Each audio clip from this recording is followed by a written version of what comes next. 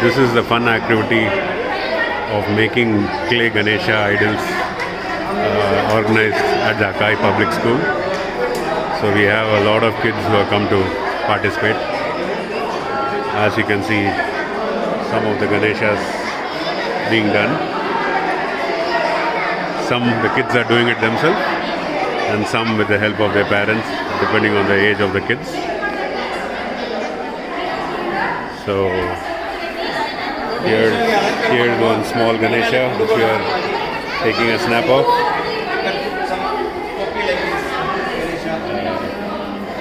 Those pretty Ganeshas here. There you go.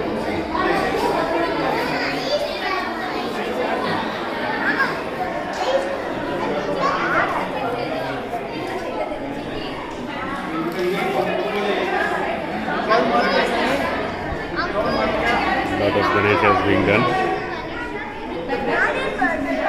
There are some being done here also.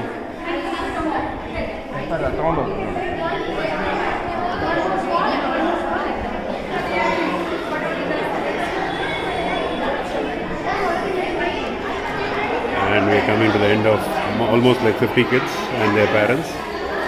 So this is the Akai School Ganesha activity happening.